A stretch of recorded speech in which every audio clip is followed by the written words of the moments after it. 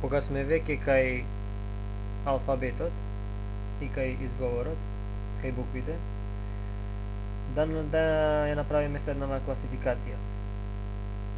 Гласовите Б, Г и Д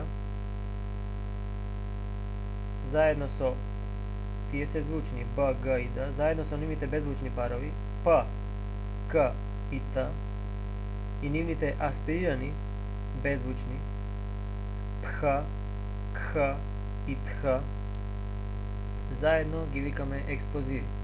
При тоа Б, П и Пх или Ф, како што се договоривме школски да изговараме, се нарекуваат лабијали, бидејќи се прават на усна. П, Б, Пх. Г, К и Кх или Х, како што школски се договоравме да го изговараме хито, се гутурали, бидејќи се изговараат на грло или грленки, и Д, Т и Тх ги викаме дентали, бидејќи се изговараат со помош на забите. Пречката што јазикот ја прави устната празнина, ја прави на забите. Д, Т, Тх.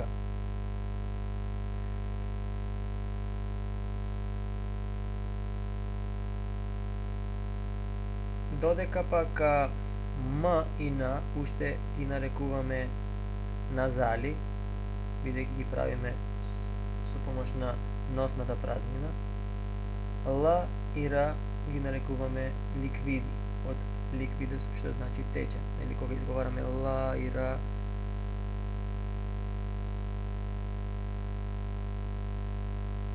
звукот како да тече.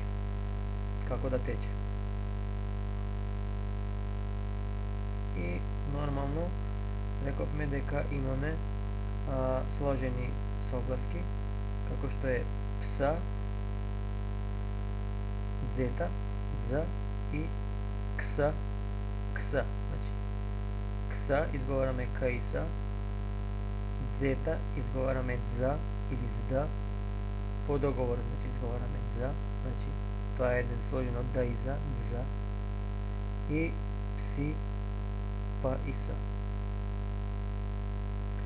Во старогрчкиот јазик имаме и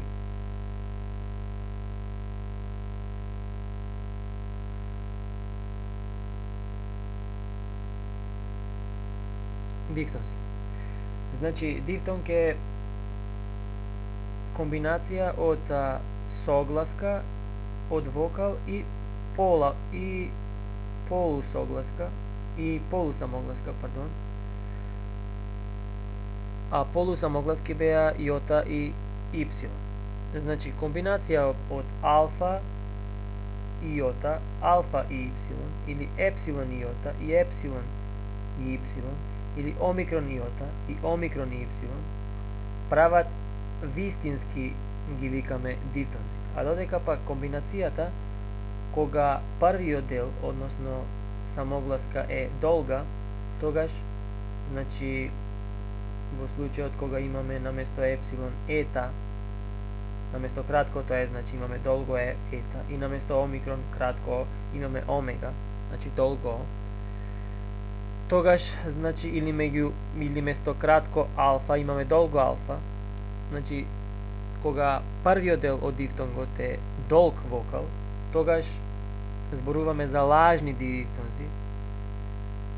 А која е разликата меѓу вистинските и лажните дифтонзи? Вистинските дифтонзи ги читаме онака како што се напишани, значи а алфа јота ај, алфа ипсилон ау, епсилон јота еј, епсилон ипсилон еу, омикрон јота ој, омикрон ипсилон, правилно би било оу, но ние школски го изговараме у. А додека пак неправилните дифтонзи, да замислиме тука наместо епсилон, ова не неправилните, него, пардон, лажните дифтонзи, во нив не го читаме вториот дел, односно полу самогласката не ја читаме. така например замислете на ова место омикрон да имаше омега, тогаш ќе ја прочитавме само о. Или место епсилон да имаше ета, тогаш ќе читавме само е. А јотата, бидејќи не се чита во лажните дифтонзи, се пишува или подпишано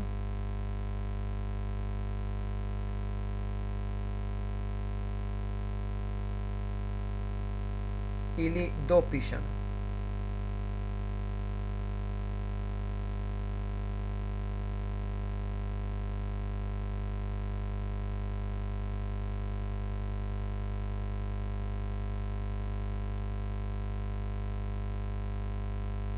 Еве, например, како во овој случај.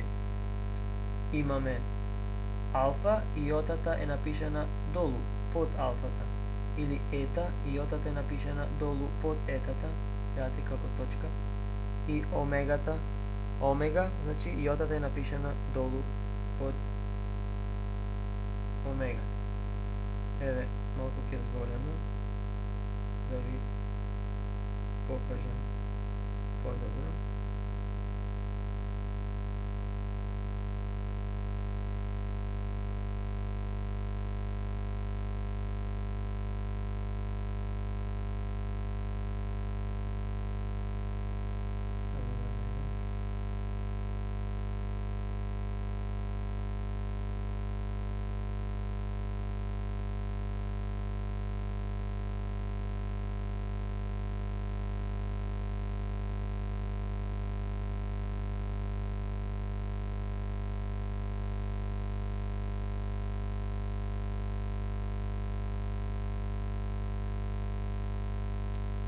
Еве во овој случај, гледате, имаме алфа и јота долу подпишано или субскриптум.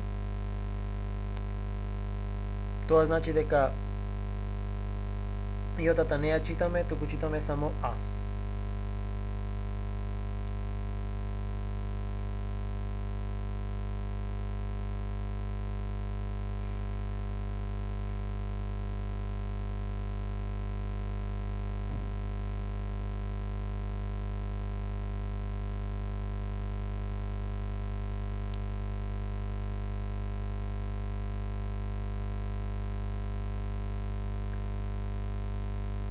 Уште треба да кажеме кога имаме потреба да напишеме назал н пред гутурал г или пред к или пред х, значи пред сите гутурали, пред звучниот г или пред беззвучниот к или пред здивнатиот х, тогаш наместо ни, знакот за н, пишуваме г, пишуваме гама.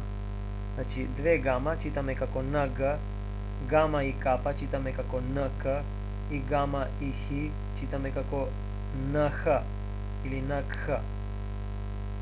Како во манго, како во пенкало и така натаму.